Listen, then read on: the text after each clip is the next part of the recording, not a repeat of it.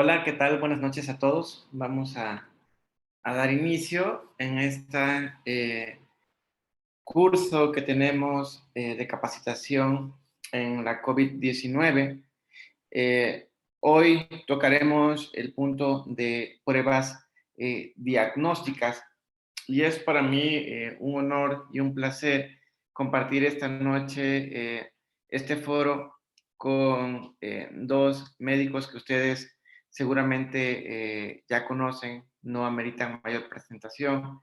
El doctor Géser Lezama Mora, él es infectólogo, médico internista también, infectólogo egresado de la raza, tratante de VIH y hepatitis en clínica especializada Condesa, y también que fue uno de los pilares en la respuesta de atención al COVID en el IMSS. Y el doctor José Antonio Mata Marín, que no amerita mayor presentación por todos conocidos, infectólogo en el Hospital de Infectología del Centro Médico Nacional La Raza, experto en VIH, con muchas publicaciones sobre el tema, hepatitis C, y también que ha estado, y sobre todo en los momentos máximos de la COVID-19, enfrente de la atención de esta pandemia. Y bueno, en esta noche les pido a los doctores que estén aquí presentes, vamos a hacer esto un poco dinámico, a la par que vamos a ir hablando de pruebas diagnósticas, vamos a abordar algunos puntos para discusión y para la opinión de ellos como expertos. Sin más preámbulos, iniciamos en esta noche.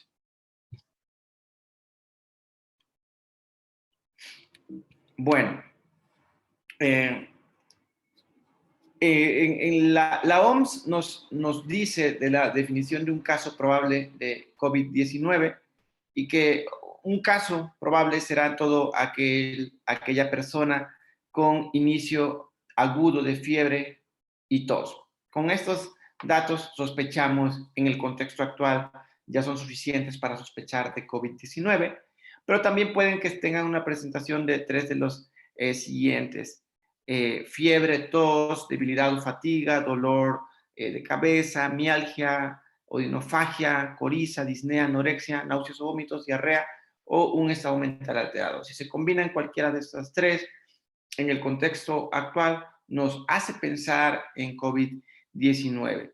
Y también que tengan el contacto de un caso probable o confirmado o vinculado a un cúmulo de COVID-19 en el contexto de pandemia, pues prácticamente todos estos pacientes cumplían este criterio.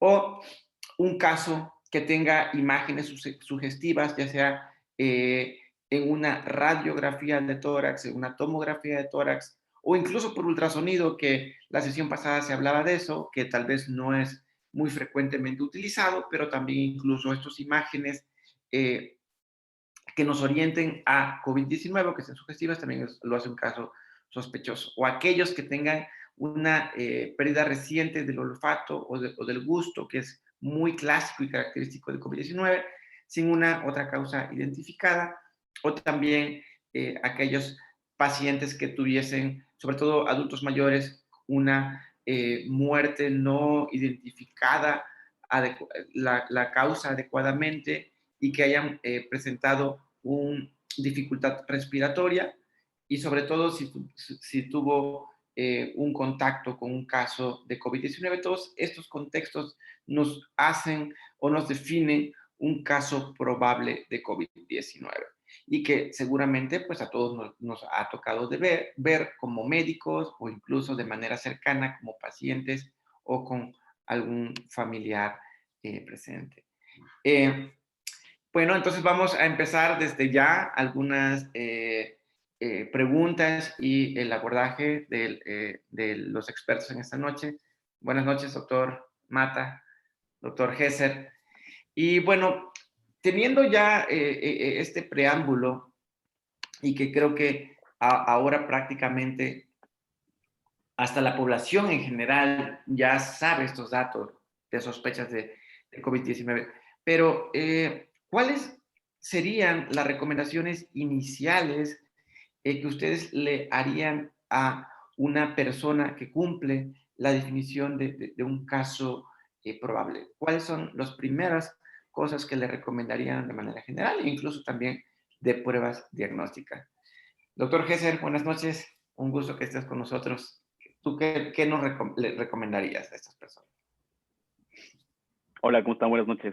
Pues básicamente lo más importante al momento de ver un paciente con sospecha, un cuadro clínico que coincide con la definición operacional de COVID-19, bueno, pues aparte de hacer el historial clínico para la identificación de factores de riesgo, para valorar la progresión posterior a cuadros más severos, evidentemente hacer un interrogatorio de los contactos estrechos que ha presentado en los últimos días.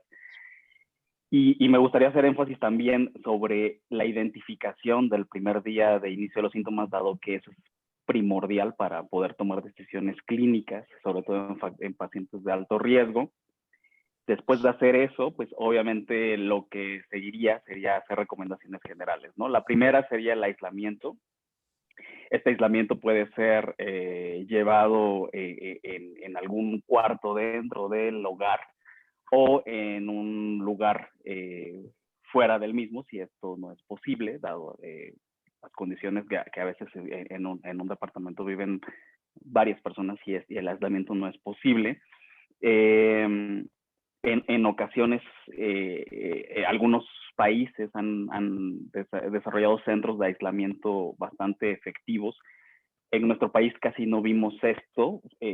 No sé, en Ciudad de México creo que algunos sitios como en Marina o algunos hoteles, incluso al inicio de la pandemia, se prestaron para este tipo de estrategias. Creo que es lo más importante. Y evidentemente el continuar las medidas de prevención básicas, ¿no? El uso de cubrebocas, lavado de manos, sanitización de con alcohol gel, pues básicamente, y la vigilancia estrecha de los síntomas.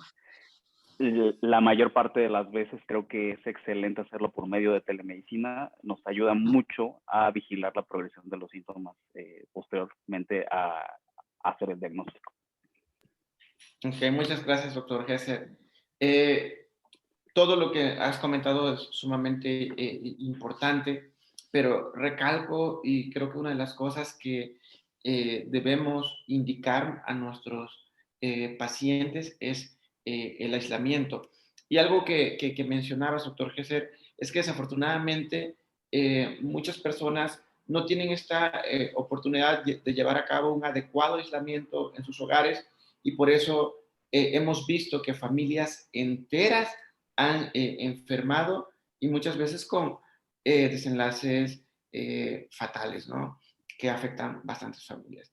Doctor Mata, ¿usted qué otras recomendaciones nos haría? Y también cuando sospechamos o tenemos un caso probable, también respecto a las pruebas diagnósticas, ¿cuáles serían sus recomendaciones? Bien, yo quiero igual, yo creo que ya no voy a ser repetitivo en lo que mencionó el doctor Gesser, voy a partir de ahí. Solo considerar que aquellas personas que han estado en contacto con una persona sospechosa deben de entrar en cuarentena y la persona sospechosa debe de hacerse la prueba en forma, una prueba, yo le recomendaría una prueba rápida, una prueba de antígeno para SARS-CoV-2.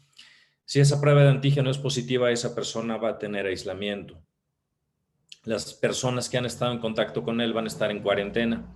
Los CDC hacen esa diferencia. Cuarentena es cuando es probable el contacto con alguien sospechoso y tiene que guardarse en casa, pues prácticamente son las mismas medidas, pero pues hacen el punto, lo mencionan como una cuarentena.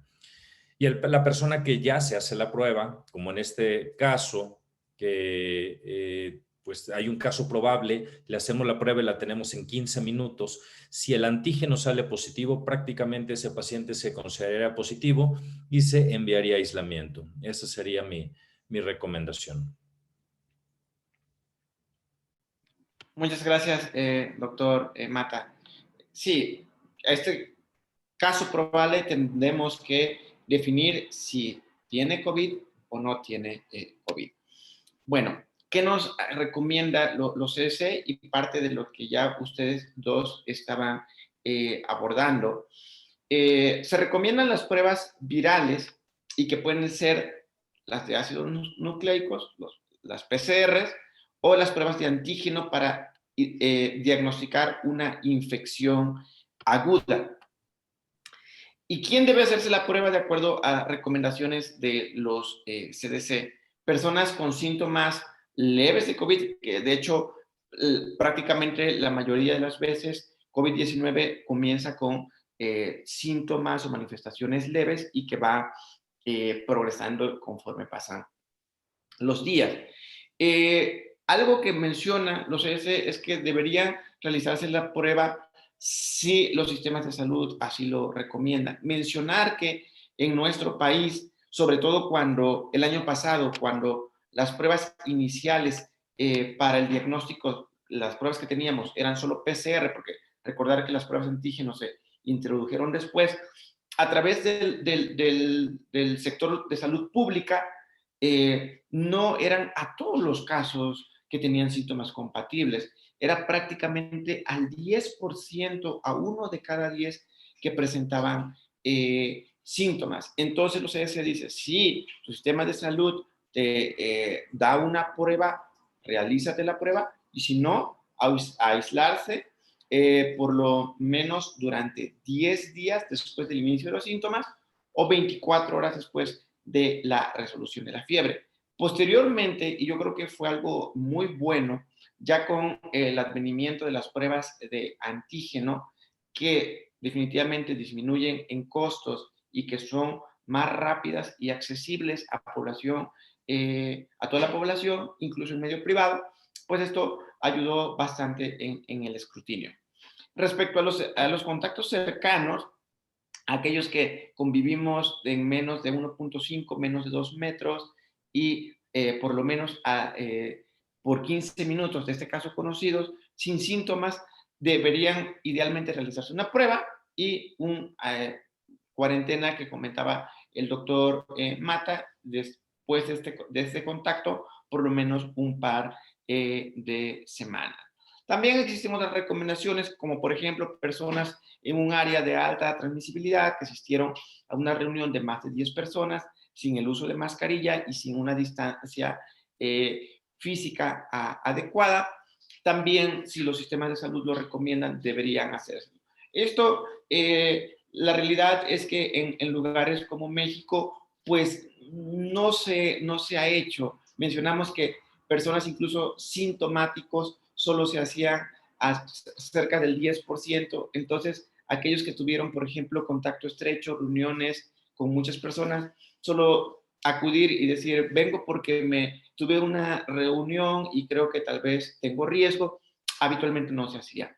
Pero esto funciona más tal vez para estrategias de empresas, de escuelas, que vamos a hablar un poco más adelante. Y pues aquellos trabajadores de infraestructuras críticas, trabajadores de la salud o personal de primera respuesta, se pueden hacer pruebas de acuerdo al empleador, y esto aplica también para las empresas. Muchas de ellas han adoptado estrategias de hacer pruebas rutinarias, incluso en ausencia de síntomas, algunas de manera aleatorias, otras con periodicidad, para detectar oportunamente personas con COVID-19 asintomático, aislarlas y evitar que se disemine la enfermedad.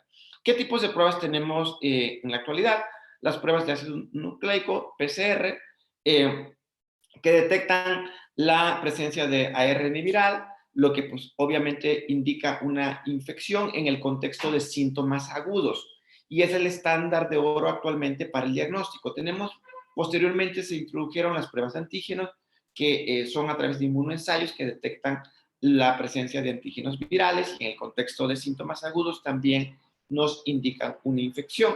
Y las pruebas de anticuerpos, que detectan IgM e IgG contra el virus. Recordar que los primeros que se elevan son los IgM en una respuesta aguda ante el virus, y los IgG, que típicamente o tradicionalmente los conocemos como anticuerpos de memoria. Estos nos indican sobre todo una infección pasada, no tanto una infección aguda, ahorita lo vamos a comentar, porque estos se elevan después de algunos días o semanas, y sobre todo son útiles para la vigilancia e identificación de una infección previa o aquellos pacientes que llegan tal vez ya de manera tardía, después de pasado varios días o semanas, para buscar atención médica.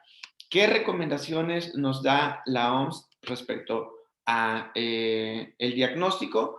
Que se confirme de manera rutinaria y sobre todo antes de tener las pruebas de antígenos,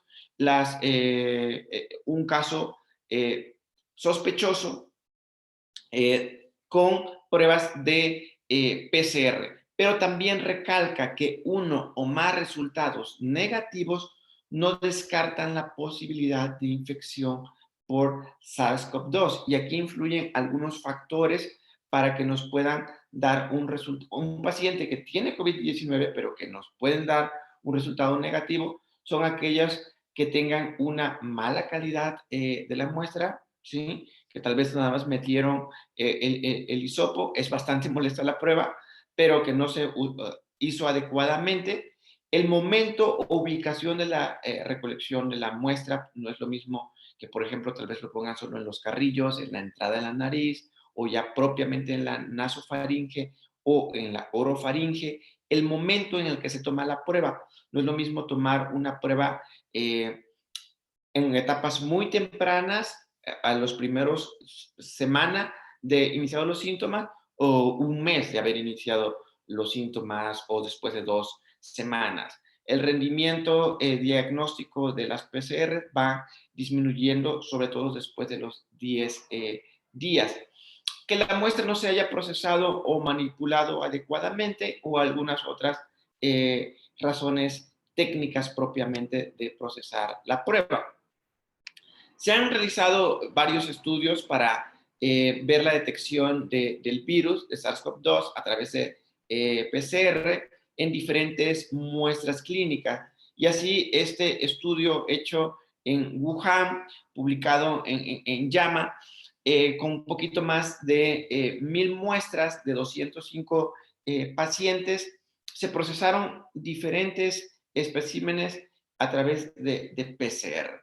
Y aquí se obtuvo, todos los que están arriba de la línea punteada son las muestras positivas, que hasta el 93% de estos pacientes con diferentes muestras, tenemos que cada paciente promedio dio como 5 muestras diferentes en diferentes sitios, donde se alcanzó la tasa de positividad más alta fue en lavado broncoalveolar, seguido de esputo y en tercer lugar de hisopado nasal hasta el 63%.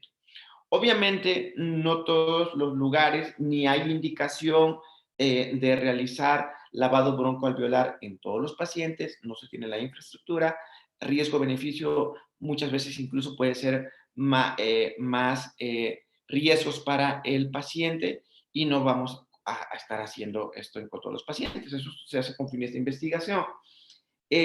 Por eso las estrategias que se adoptaron fue hacer una combinación de un hisopado nasofaringio y uno de orofaringio para aumentar el rendimiento diagnóstico de las pruebas, porque solo si se toma a nivel nasal, solo tendremos como el 63% de estas pruebas positivas en personas que cursan con COVID-19. Entonces, además que realizar una prueba de esputo, de lavado broncoalveolar, eventualmente y en el contexto de algunos pacientes, sobre todo en aquellos que están intubados, favorece el generar aerosoles y el riesgo de contagio. Por eso no hacemos ese tipo de pruebas a todos los pacientes y por eso se ha decidido hacer una combinación de un hisopado nasal y orofaringio para aumentar el rendimiento de las pruebas. Bueno, vamos a comentar un caso y nuevamente pediré sus intervenciones y valiosas opiniones. Este es un hombre de 44 años, previamente sano, sin comorbilidades, que inició 8 días previos, estamos en el día 8, con mialgias y cefalea. Tratado de manera inicial con paracetamol y ibuprofeno, pero ahora se ha agregado fiebre, tos no productiva y la saturación se encuentra en 90% al aire ambiente, por lo que ahora busca atención. Esto todos lo hemos vivido, más o menos en el contexto de los pacientes.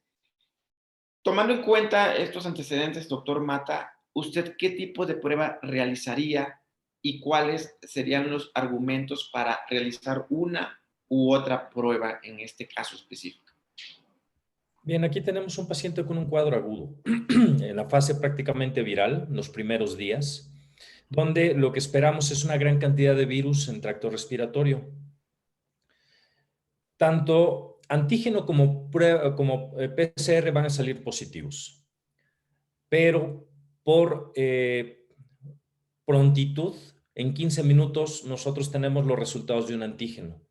Ante un paciente sintomático y una prueba de antígeno, es el momento ideal, a pesar de que a los asintomáticos se les puede hacer y seguramente tal vez vamos a tocar un poco más adelante al respecto de cuándo hacer estudios en los asintomáticos, antígenos inclusive en los asintomáticos. Creo que el mejor momento para hacer un antígeno es cuando el paciente está sintomático.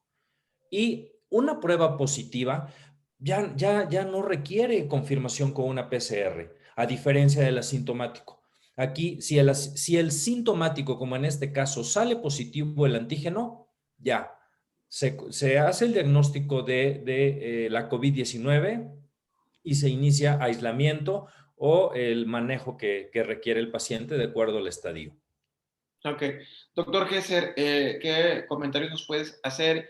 Y respecto a lo que comentaba el doctor Mata, ¿interfiere? ¿Tiene que ver en qué día estamos para una u otra prueba? Sí, recordemos que la prueba de antígeno es altamente sensible para un cuadro sintomático, como ya lo comentó el doctor Mata. El problema es que desaparece rápidamente en los primeros 6-7 días de inicio de los síntomas. Aquí vuelvo a recalcar, pues nuevamente, que es importantísimo poder identificar el día 1 de los síntomas, debido a que muchas veces los pacientes lo confunden, no sé, con el inicio, bueno, en este caso no, obviamente, pero muchos pacientes lo confunden con el inicio de la fiebre, con el inicio de la tos, ¿no? Y ya llevaban pues, un antecedente de varios días previos con síntomas leves. Entonces, creo que vale la pena identificar el día 1 de síntomas. Y estoy de acuerdo con el doctor Mata. Creo que a pesar de que el antígeno desaparece rápido, un paciente sintomático puede tener alta posibilidad de tener la prueba positiva. Pero también recordemos que una PCR en un paciente que ya tiene neumonía, como parecería ser el caso actual, también puede tener una prueba de PCR negativa. Nos las reportan mucho tiempo después y no por eso es que descartamos el diagnóstico. Creo que aquí vale la pena auxiliarse de otras estrategias diagnósticas, ¿no? Como la tomografía. Ok, totalmente de acuerdo con ustedes. Creo que en este abordaje la primera prueba a realizar sería una prueba de antígenos. El mayor rendimiento de la prueba diagnóstica, justo como lo dice el doctor Mata, es cuando tenemos a un paciente sintomático, a un paciente con síntomas. Y sobre todo en los primeros 5 a 7 días de haber iniciado los síntomas. Considero, y eso lo voy a mencionar más adelante, prueba inicial, antígeno. Sale positivo, justo como decía el doctor Mata, ya no generamos más gastos, ya tenemos el diagnóstico, pero si sale negativo, el siguiente paso sería una PCR. Otro contexto, otro caso. Un hombre un poco de mayor edad, 54 años, tiene historial de diabetes e hipertensión y tiene el antecedente de contacto reciente con una persona con síntomas sospechosos de COVID-19. Hace 3 semanas ya que tuvo ese contacto. Y esta persona inició hace 17 días, ¿sí? Con mialgias y cefalea de manera inicial. Posteriormente se agregó fiebre y tos no productiva y tenía un oxímetro en casa y su saturación mínima fue de 88%, se automedicó, no quiso salir por X o Y razón, tomó paracetamol, ibuprofeno y alguien le dijo que la citromicina también se da para COVID. Y como tuvo el contacto con alguien sospechoso y tenía algunos síntomas, tomó esto. No buscó atención por miedo. Ahora persiste tos seca y fatiga y su saturación en reposo es 90% sin otros síntomas. Ya decidió buscar la atención. Doctor Gesser, en este contexto de este paciente, ¿qué tipo de prueba le realizaría y de igual manera argumentando el por qué? Bueno, en este paciente el abordaje es un poco diferente, dado que ya tiene varios días de evolución. Ya va para el día, ya va para la etapa, la fase 2B de la enfermedad. Entonces, si existe una prueba que pudiera persistir a estas alturas, podría ser la PCR. Aunque, como dije hace rato, es altamente posible que no sea así, ¿no? Dado que hay pacientes que persisten con la prueba positiva muchas semanas, pero hay sobre todo pacientes em, que evolucionan a cuadros severos o críticos. En una alta proporción de los pacientes puede haber pruebas de PCR negativas y entonces tendremos que valernos de otras muestras clínicas o estudios de imagen. En este caso yo haría una tomografía, sin duda. Con la escala de Corras podemos tener idea de la probabilidad del diagnóstico. Probablemente hacer un estudio en lavado bronquialveolar también ayudaría, dado que pues como ya tiene afección pulmonar, podríamos tener mayor posibilidad de tener una prueba, una confirmación diagnóstica en lavado bronquialveolar que en tracto respiratorio superior. Y los anticuerpos creo que aquí también serían útiles, ¿no?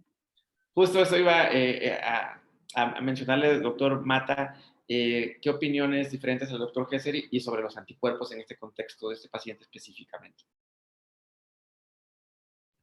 Bien. A diferencia del caso anterior, que lo tenemos en un día 8, donde comenzamos a perder viremia, si nosotros hablamos de un periodo de contagio y que hablamos que máximo está 10 días, es porque estamos hablando de que hay virus en vía respiratoria. Por eso, como bien se menciona, a partir del día 6 que empiezan a caer la carga viral en vía respiratoria, pues los antígenos empiezan a disminuir la posibilidad de diagnóstico, empiezan a perder sensibilidad. Pero ya después de 10 días ya es un tiempo suficiente para pensar que ya no tenemos viremia en vía respiratoria. Pero lo que sí vamos a mantener es material genético del virus. Y ese material genético del virus puede salir positivo en una PCR inclusive hasta 6 semanas después o más que se ha descrito. Entonces, si bien la PCR nos podría ser de utilidad, también este paciente ya está entrando en una fase inflamatoria donde pudo haber virus, tenemos fragmentos de material genético, aún podríamos rescatar algo, pero definitivamente conforme pasa el tiempo, también la PCR va a ir perdiendo posibilidad de detección. Y aquí es donde algunas otras pruebas, como la parte de anticuerpos o estudios de imagen, considerando que el paciente está entrando a un proceso inflamatorio con repercusión pulmonar, es cuando nos pueden ser de utilidad para complementación diagnóstica. Ok, reforzando los comentarios, este paciente no es un candidato para hacer una prueba de antígeno. Creo que en eso estamos todos de acuerdo. PCR, anticuerpos, tomografía pudieran ayudarnos. Y justo lo que estaban comentando, los anticuerpos se empiezan sobre todo a formar a partir de la segunda semana, o terminando más bien la primera semana. Aquí vemos en este gráfico en líneas punteadas moradas y líneas punteadas grises, como vemos que terminando la primera semana, pero ya sobre todo hacia la segunda, perdón, a la segunda parte de la semana 2 es cuando se empiezan a formar los anticuerpos.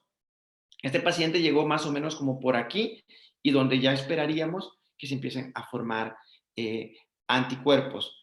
La PCR, la nasofaringia, como bien también lo comentaba el doctor Mata, y que se puede detectar incluso desde antes de los síntomas, esta puede persistir, justo como lo mencionaba, hasta por 6 semanas o más.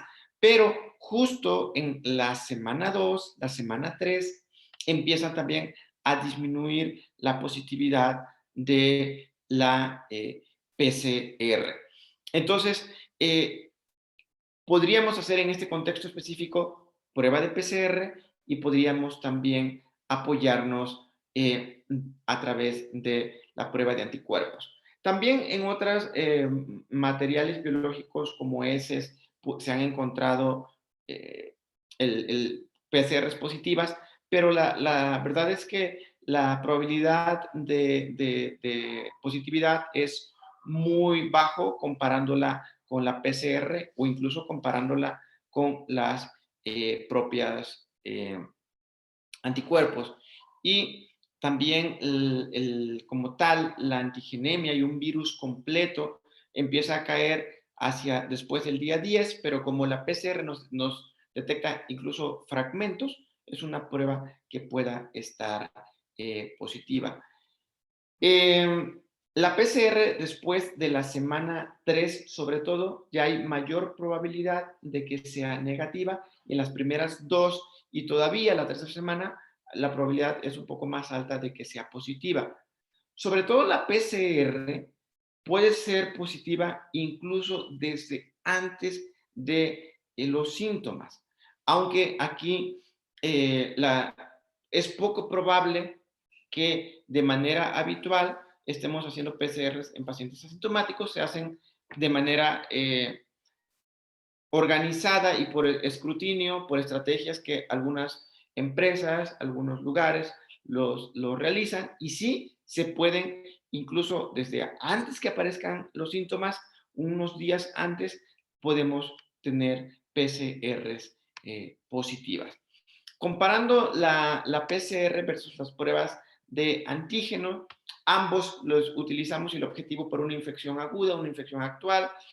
La PCR detecta RNA viral, la prueba de antígenos, propiamente los antígenos virales.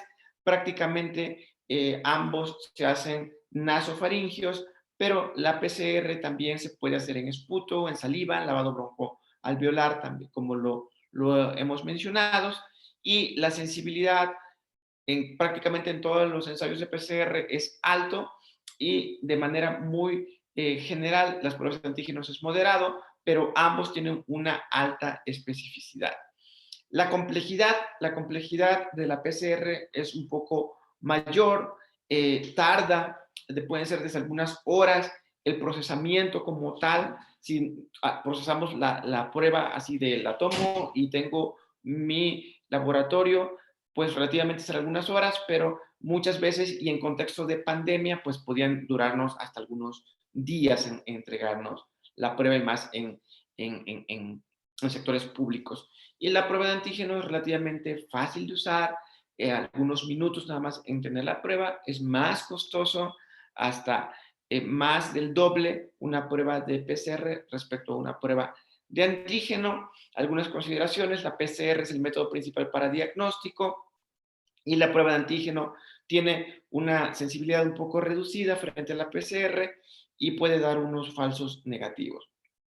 En algunos casos, aunque tengamos una prueba de PCR, se tendría que hacer, perdón, una prueba de antígeno, se tendría que hacer una prueba de PCR si la prueba de antígeno inicial, sobre todo, es negativa, y ya hay pruebas de antígeno caseras autorizadas por la FDA y que eso ayuda bastante al escrutinio. Básicamente, una prueba de antígeno se toma a nivel nasofaringeo, se coloca en un hisopo que en términos sencillos liberará de manera más fácil los antígenos, y en estas pruebas la amplificación exitosa o detección exitosa de antígenos va a crear un cambio de pH o de color que nos indica si se detectan los antígenos y nos dará en este caso positivo o negativo. Si no se detecta, pues obviamente será negativo, y esto es rápido, más accesible que las pruebas de PCR.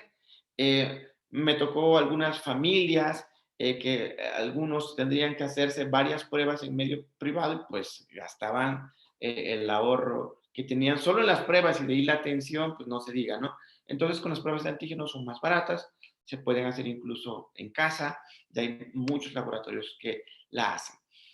Justo lo que hablábamos también de las pruebas de antígeno, son detectables, pueden ser detectables desde un día antes de la aparición de los síntomas, pero disminuye relativamente rápido la detección de estos, y el ARN pues, puede ser detectable por varias semanas, como lo mencionaba el doctor Mata. Así que el mayor momento y el rendimiento de la prueba será sobre todo la primera semana de síntomas. ¿Quién es el paciente ideal para hacerle una prueba de antígeno? Un paciente que tiene una semana o menos de haber iniciado el primer síntoma y que cuando llegue con nosotros aún esté sintomático. Es el mejor paciente para realizar. Después de una semana y que ya prácticamente han resuelto o disminuido significativamente los síntomas, no es la mejor prueba. En este contexto, lo ideal sería hacer una prueba de PCR, y si ya se presenta de un poco de manera tardía a buscar atención, pues ya tal vez nos podemos apoyar de otros recursos diagnósticos. Ahora, las pruebas de anticuerpos, la indicación habitual, primero, muchos, incluso nosotros como infectólogos decíamos, no hagan pruebas de anticuerpos en contextos de síntomas agudos, no nos ayudan a la detección. Sobre todo, la indicación sería una infección pasada, o que pueda la presentación del paciente a buscar atención médica y es un poco tardía, justo como el caso que comenté, o cuando la prueba de PCR o antígeno está negativa porque ya pasaron varios días, o porque no está disponible y es lo único que tenemos. Contaré un caso real. Muchos saben, yo soy de Oaxaca y algunas zonas muy alejadas, y donde lo primero que llegó para hacer pruebas diagnósticas eran pruebas de anticuerpos. Entonces, me buscaban para la orientación de estos pacientes, y lo que yo les decía, bueno, parece un cuadro, aíslate, busca atención, deja pasar 2 semanas, y en ese momento la única prueba que tienes accesible es una prueba de anticuerpos. En retrospectiva, sabremos si es o no es. Tú aíslate y sigue las indicaciones médicas. En estos casos, pudiera ser útil, no es una recomendación definitivamente. Y las muestras son de suero o plasma. Algunas consideraciones: proporcionan una ventana de tiempo retrasada, pero más amplia para la detección, justo como el paciente que comentábamos, incluso si hubiese llegado después de 4 semanas. Falsos negativos: bueno, hay baja sensibilidad en la primera semana después de los síntomas, porque apenas están generando los anticuerpos, y después aumenta la posibilidad diagnóstica, sobre todo hacia la segunda y tercera semana. Recordar que pueden formarse niveles bajos de anticuerpo cuando la enfermedad es asintomática o muy leve. Falsos positivos, como otras pruebas, pueden haber reacción cruzada. Lo que usamos en una prueba de anticuerpo es sangre y se le adiciona un buffer, se conjuga esto, y estas pruebas tienen un control que siempre debe activarse, pintarse, colorearse, para que nos indica que la prueba se hizo correctamente, que no está caducada, y como tal la banda que nos habla si una prueba es positiva. Para que una prueba sea positiva, ambas deben marcar. Cualquiera de estos dos últimos es inconcluso, y si solo pinta el control, pues tenemos una prueba negativa. Aquí, por ejemplo, vemos el comportamiento de inmunoglobulina G en suero, en aquellos que fueron sintomáticos y en aquellos asintomáticos.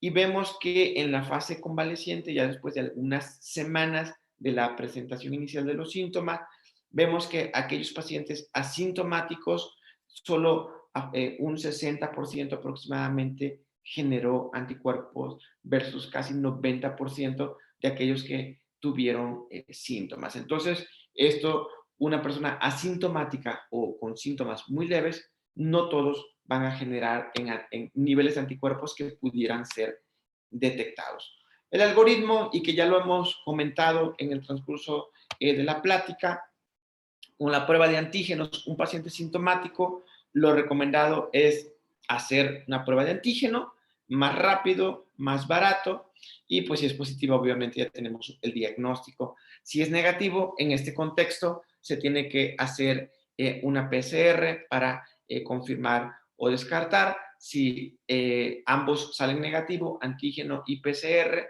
pues lo más probable es que este paciente no tiene COVID-19. Y esto prácticamente se repite en pacientes sintomáticos, asintomáticos, pero con contacto, básicamente es lo mismo. Y aquí tenemos lo que también comentaba el doctor Mata, algunas estrategias en pacientes asintomáticos y sin ninguna exposición conocida. Si tiene una prueba de antígeno positivo, es decir, estoy haciendo pruebas rutinarias y aleatorias, ¿sí? Le hago prueba de antígeno porque es más barata y es más rápido. Pero ese paciente no tiene ni síntomas y le preguntamos, oye, ¿has tenido contacto con una persona positiva? Y dice, no, vengo de mi casa al trabajo y vivo solo y vengo en mi propio auto, pero o sea, tienen una prueba de antígeno positiva. Entonces, en estos contextos, tenemos que hacer PCR, ¿sí? Acá, en estos otros casos, solo se hacía cuando el antígeno era negativo, pero en estos que están asintomáticos y sin exposición conocida, tiene antígeno positivo, hacer PCR. Si la PCR sale positiva, lo adquirió de alguna u otra manera, aunque no tenga síntomas y aunque no tenga una exposición, ¿vale? Entonces, esta es la manera de abordar los diferentes casos o contextos. Bueno, con todo esto que platicamos, doctor Gesser, ¿a quién le realizarías una segunda prueba de PCR? ¿Sí? No que antígeno y después ya me voy con la PCR. No, ¿a quién le realizo una segunda prueba de PCR cuando ya se ha obtenido una primera negativa? Bueno, recordemos, si hablamos un poquito de pruebas diagnósticas, tú antes de decidir si pides una prueba diagnóstica, tienes que ver cuál es tu probabilidad preprueba, ¿no? Y eso va a depender de la prevalencia de la enfermedad, de la transmisión comunitaria que existe en ese momento en el entorno en donde te encuentres y del cuadro clínico que tiene el paciente. Si la probabilidad de infección en el contexto global es alta, bueno, pues tú esperarías que la prueba sea positiva y difícilmente vas a encontrar una prueba negativa si existe alta posibilidad. Pero podría ser que caiga en este pequeño porcentaje de pacientes que tengan una primera prueba negativa. Ya mencionaste las causas de falsos negativos que tienen que ver con cuestiones técnicas, pero muchas veces también tiene que ver porque el paciente, como ya el caso que comentamos hace rato, ya está en una fase pulmonar en donde en el tracto respiratorio superior probablemente no encontremos al virus. En ese caso yo es donde repetiría la PCR, ¿no? En una segunda prueba para poder estar seguros, probablemente utilizar varias estrategias diagnósticas, como ya mencionaste, y poder llegar al diagnóstico. De hecho, hay un análisis de segundas, terceras, cuartas PCRs y a partir de la tercera PCR la posibilidad de que incremente el diagnóstico ya es muy bajo, ¿no? 1 o 2% a lo mucho. Ok, doctor Mata, ¿usted a quién le realizaría alguna segunda PCR cuando ya obtuvo una primera negativa? Pues yo creo que hay dos estrategias diagnósticas muy fuertes, como se ha estado comentando. Una es la parte molecular y la otra es la parte de imagen. Cuando por la parte molecular tenemos sospecha de un paciente con la COVID-19 sintomático, con repercusión pulmonar sobre todo, y las pruebas moleculares me salen negativos, creo que una tomografía nos podría ayudar a determinar si ese paciente realmente está teniendo un problema de la COVID-19. el repetirle la prueba, pues en caso de que estamos sospechando que haya sido un falso negativo y decir, bueno, pues a lo mejor se la repito, ¿no? Pero creo que teniendo un cuadro clínico, una tomografía compatible, pues el repetirle la prueba tal vez sería un poquito ya extra, tal vez como para asegurarnos que sí, sí tiene, o inclusive ya salió de la ventana. Sí, ya salió a la ventana de salir positiva la PCR y entonces pues ya no me va a volver a salir positiva. Pero creo que en el entorno de un cuadro dentro de los primeros 14 días con estudios de imagen compatibles podrían ser una opción. Ok, muchas gracias. Y justo lo que comentaba el doctor Lezama, este estudio también realizado en Wuhan por Lee, fue un estudio retrospectivo de pacientes hospitalizados que clínicamente tenían COVID-19, pero también tenían hallazgos de imagen, en este caso de tomografía. Y se analizaron los pacientes con un primer resultado inicial negativo. En estos se les hicieron más pruebas. Teníamos un grupo de pacientes que clínicamente y radiológicamente, en este caso por tomografía, tenían datos de COVID-19, pero su PCR es negativa.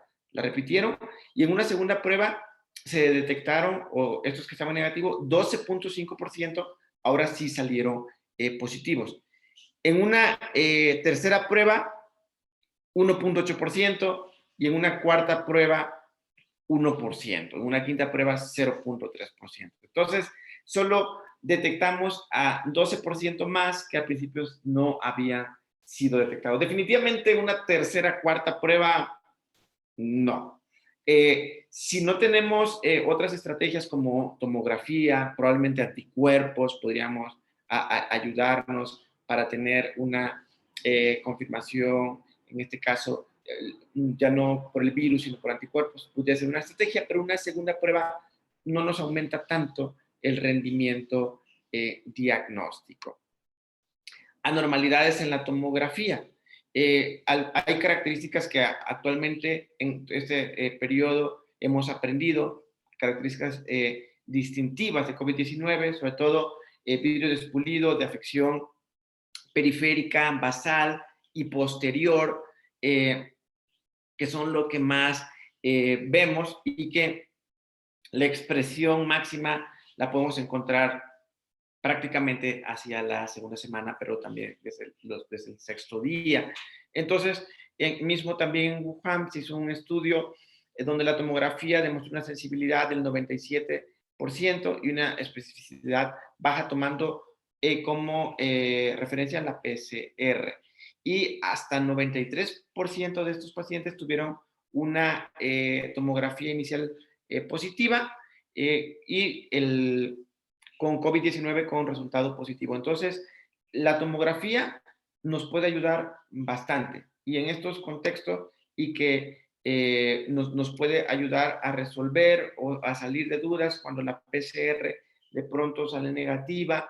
También la tomografía tiene algunas ventajas y desventajas. La tomografía tenemos rápidamente el resultado y podemos encontrar imágenes compatibles y que actualmente con esta clasificación de CORRATS, si es muy compatible, pues decimos CORRAT 5, es COVID, hasta no demostrar lo contrario. Si la PCR me sale en tanto tiempo positiva, bueno, ya es un CORRAT 6, pero nos puede ayudar bastante. La desventaja es que no todos los centros lo tienen y teniendo una gran cantidad de pacientes en picos máximos, pues no se podrían hacer tomografías a todos. Bueno, también ya platicamos un poco de esto, doctor Mata. ¿Qué tipo de pruebas y estrategias, reforzando un poco de lo que ya hablábamos, propondría usted en casos de sospecha de COVID o incluso en pacientes asintomáticos, pero en el contexto de escuelas o centros de trabajos o empresas? Bien, gracias. Creo que esa es una pregunta muy interesante porque cada vez más empresas buscan cómo limitar, sobre todo las empresas grandes, están buscando cómo limitar la transmisión dentro de su personal.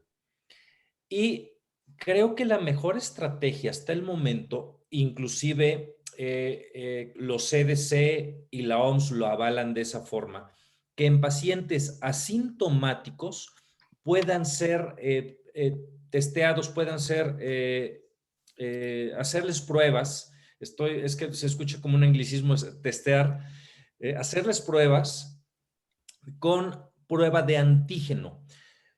Hay dos grupos aquí, las personas que están en comunidad, como ya lo mencionabas, las personas que pueden ir al trabajo, pero inclusive los CDC establecen que hay trabajo crítico en el cual se tienen que estar generando actividades presenciales y que a veces la distancia no puede ser mantenida por el mismo tipo de actividades.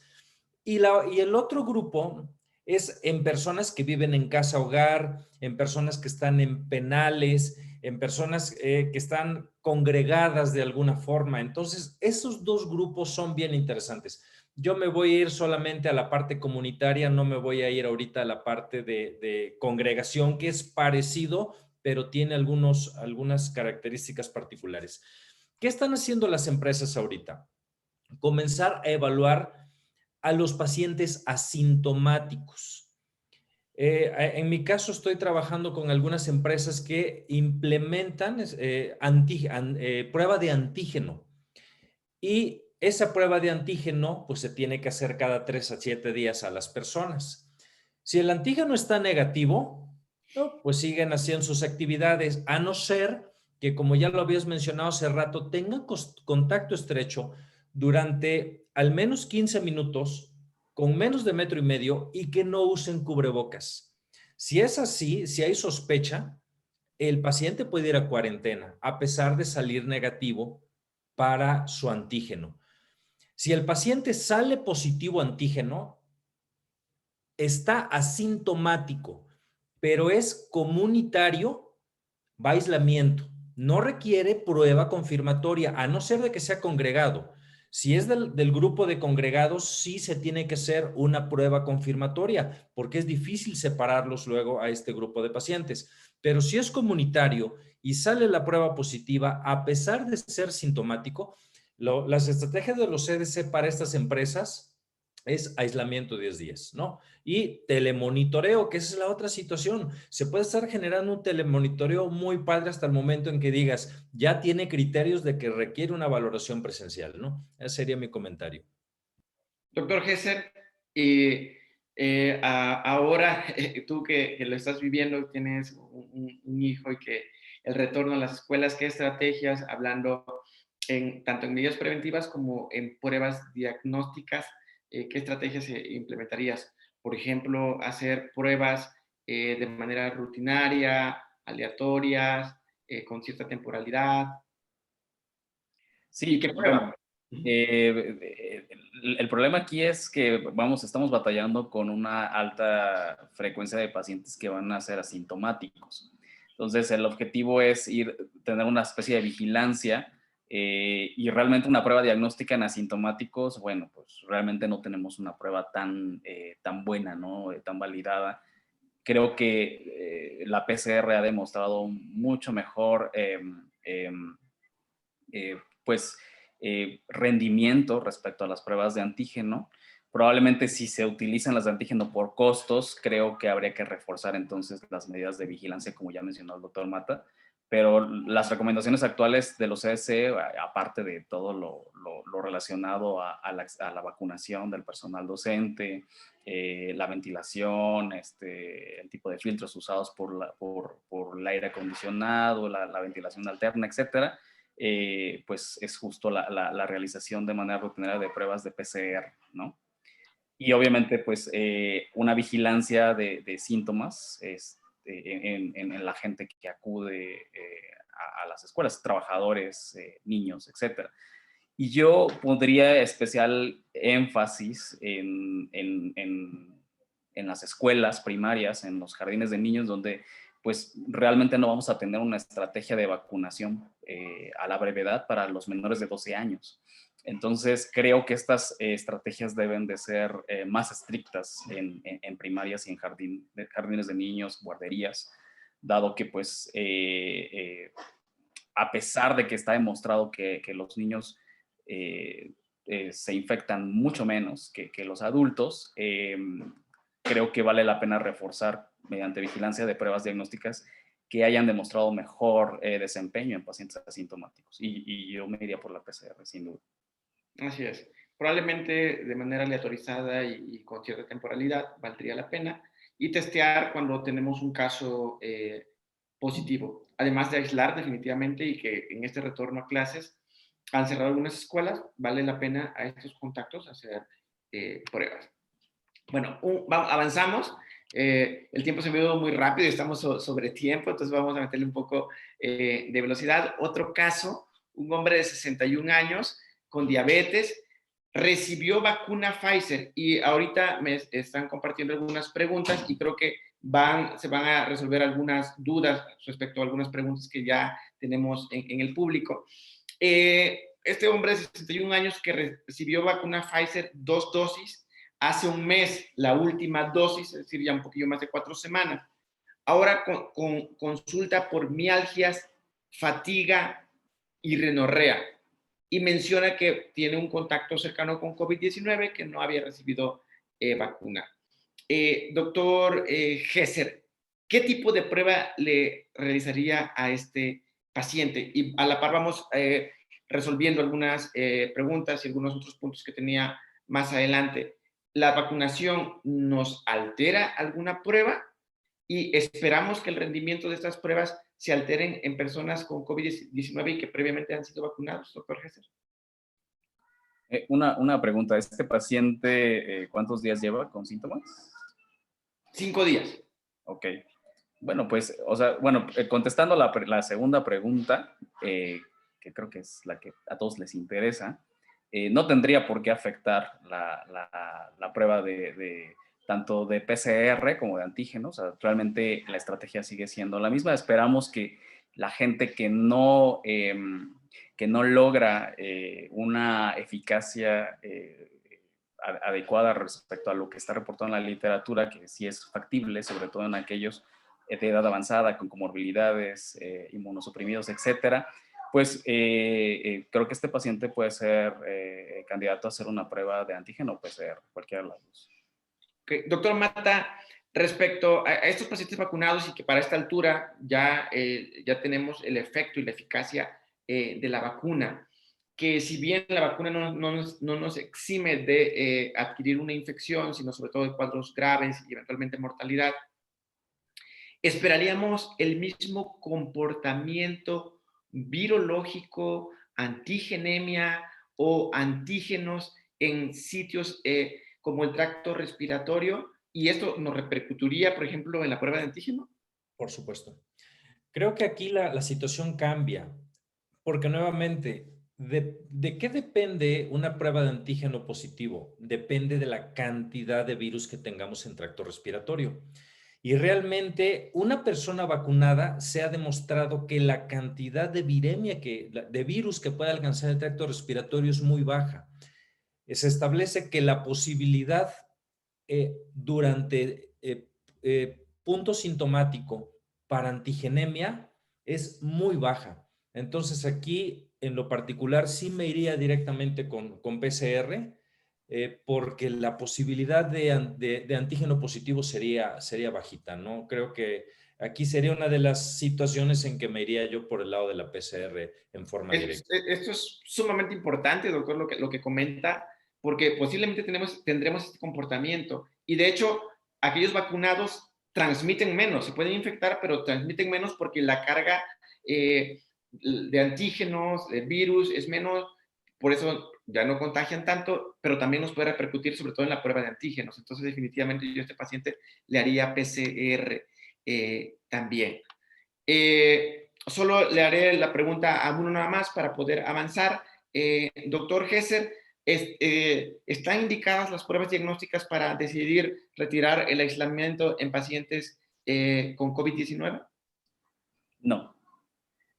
En términos generales podemos decir que no, solamente en situaciones en donde, por ejemplo, en residentes de asilos o en personas que desgraciadamente no pueden tener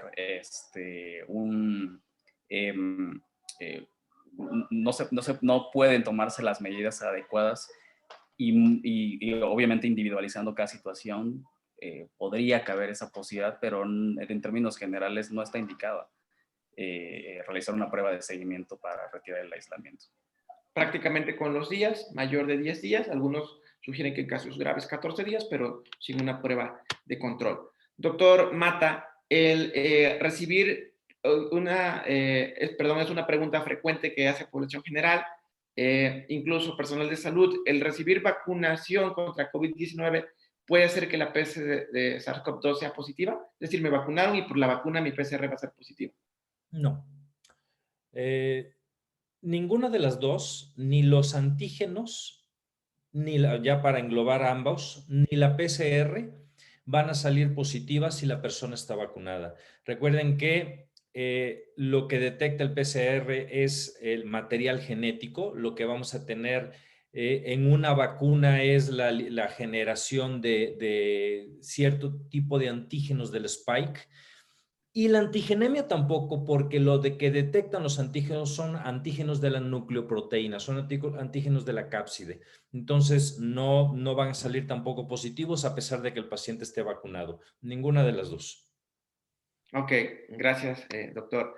Y ahí mismo usted, sobre esto, ¿es recomendado realizar pruebas de anticuerpos posterior a vacunación para verificar la eficacia de estas vacunas? No, no. A final de cuentas, lo que detectan los anticuerpos es exposición natural. Necesitaríamos los primers adecuados para detectar anticuerpos de la vacuna que se está generando, como para evaluar inmunogenicidad de esa vacuna en algún ensayo clínico y así decir sí está levantando títulos geométricos de la vacuna, pero los anticuerpos que yo puedo ir aquí al laboratorio comercial y hacérmelo, lo único que me van a hablar es de exposición natural. Así es. Muchas gracias. Hay muchísimas preguntas. Creo que hay muchas dudas en cuanto al tema de pruebas diagnósticas. Algunas veo que ya se han respondido. Estamos sobre tiempo y vamos a tomar algunas. Por ejemplo, nos preguntan, en los pacientes vacunados, la detección de enfermedad tiene más frecuencia de dar falsos negativos en exámenes inmunológicos. Ya se comentó previamente, sobre todo antígeno, si pudiera dar más falsos negativos y probablemente lo más recomendado sería la PCR. ¿Qué sucede si una vez que el paciente tiene la vacuna no se generan los anticuerpos? Justo lo acaba de comentar el doctor Mata. Las pruebas comerciales o los kits habituales no son los que evalúan propiamente la respuesta o la eficacia de la vacunación. Doctor Gesser, ¿nos puedes comentar qué casos o qué situaciones nos pudieran dar reacciones cruzadas con los anticuerpos? Fíjate que estaba leyendo esa pregunta y reacción cruzada respecto a qué se parece, como falso positivo, ¿será? Ajá, Perdón. con falso positivo. Ajá.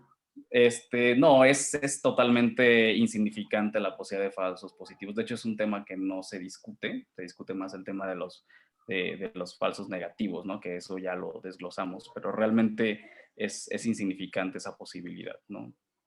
Hay algunos reportes de que algunas personas, sobre todo con enfermedades autoinmunes o enfermedades agudas virales de otro tipo, pueden generar anticuerpos en este caso. Pero como bien lo mencionas, Gesser, pues realmente son muy excepcional esta situación. Doctor Mata, ¿en qué casos puede existir un falso positivo con las pruebas de antígeno o PCR? ¿Un falso positivo con prueba de antígeno? Uy, Uh-huh. qué buena pregunta, no se me ocurre. Falso positivo con prueba de antígeno, como teniendo reacción cruzada con algún otro tipo de Antígeno. Para lo antígeno. mismo, ¿no? Que comentamos. Yo creo, no sé. No se me ocurre ahorita alguna causa. Yo considero que tanto para el antígeno y PCR, más que sea efecto de alguna otra situación, porque aquí estamos detectando antígeno o PCR, pues o material genético o una porción del virus, pues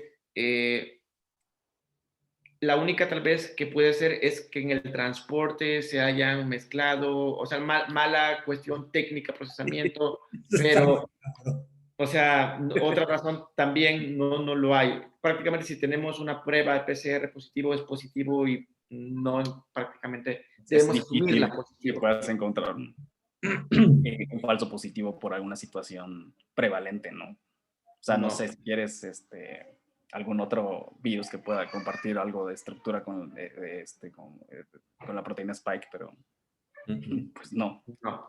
Si La tenemos una prevalencia prueba no positiva, ayuda para pensar en eso. si tenemos una prueba positiva, es hacerle caso, básicamente.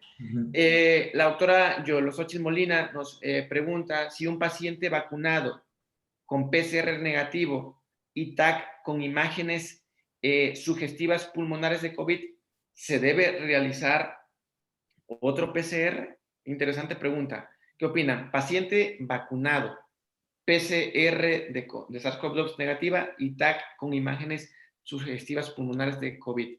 ¿Se debe realizar otro PCR? ¿Qué consideraciones tendrían ustedes en este caso? Pues aquí, o sea, tenemos que considerar la edad del paciente, las comorbilidades, la posibilidad de que ese paciente no haya alcanzado una respuesta adecuada, como ya mencionamos en el caso que mencionaste, o sea, tú mencionaste un paciente con síntomas, con dosis, con 2 dosis, ¿no? Dijiste de la vacuna.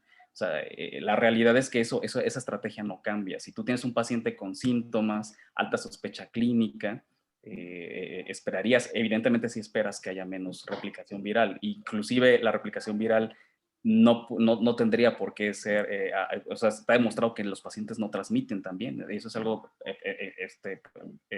padrísimo, ¿no? Pero aquí un paciente con lesiones pulmonares, con esquema de vacunación completo, ¿no? Bueno, sería raro porque pues, no esperarías que hubiera un cuadro severo, ¿no? Pero bueno, pensemos que este paciente no alcanzó una efectividad adecuada con su esquema completo de vacuna. Creo que valdría la pena repetir la prueba o incluso valerse de otras estrategias, como ya lo mencionamos antes, ¿no? La misma imagen. Perdón, doctor Antonio. La misma imagen, digo, que habíamos mencionado en uno de los casos. En algunos casos, y aquí probablemente sí valdría la pena repetir la prueba. Si tuviese una segunda PCR negativa, yo pondría diagnósticos diferenciales también en ese contexto. El doctor Gustavo Casas, ya para ir cerrando, nos hace dos preguntas y que ya algunas creo que fue contestada. ¿Cuál sería la prueba diagnóstica de elección en pacientes con clínica de COVID con esquema de vacunación completo? ¿Y cuál es el porcentaje de pacientes que tienen una prueba negativa para COVID con TAC y clínica compatibles? Doctor Mata, ¿cuál es la prueba en pacientes vacunados? ¿A qué prueba se iría usted? Y que lo mencionó bien. En pacientes vacunados, sí, creo que esa ya la contestamos, ¿no? Tendría que ser una PCR porque la carga viral va a ser muy bajita a nivel respiratorio y la posibilidad de que el antígeno salga positivo es baja, ¿no? Y la otra, el porcentaje de pacientes que tienen una prueba negativa para COVID-19 con TAC y clínica compatible. Yo no tengo la cifra exacta, pero es menos del 10% que aquellos que tienen clínica compatible, TAC compatible y que la PCR sale negativa. Sí, Hay tendría reportes de que casos. evaluarse el tiempo, ¿sí? Después de 14 días es probable que la PCR empiece a disminuir. O sea, ¿en qué momento? ¿En los primeros 14 días o después de 14 días? En los primeros 14 días prácticamente sería un falso positivo, ¿no? Sería un falso negativo. Sería una mala técnica de la toma de la muestra o algo, porque generalmente en los primeros 14 días, cuando tenemos mayor cantidad de virus, casi siempre va a salir positivo. Y después de los 14 días, cuando podemos tener daño pulmonar y tener una tomografía compatible, es probable que ya la posibilidad de cantidad de virus haga que la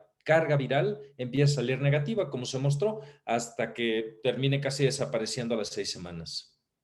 Entonces, yo creo que depende mucho del tiempo. Bueno, la verdad es que pareciera que el COVID ya está de salida, pero aún tenemos muchas cosas que comentar, que discutir y cosas nuevas. Por ejemplo, esto de pruebas diagnósticas en pacientes vacunados, la presentación clínica de pacientes vacunados, repunte en personas ahora más jóvenes, porque probablemente es la población pues, que no está vacunada y que tiene mayor movilidad, laboralmente son más activos, entre otras cosas. Entonces, COVID lo tenemos, la COVID la tendremos para rato y hay mucho que seguir aprendiendo.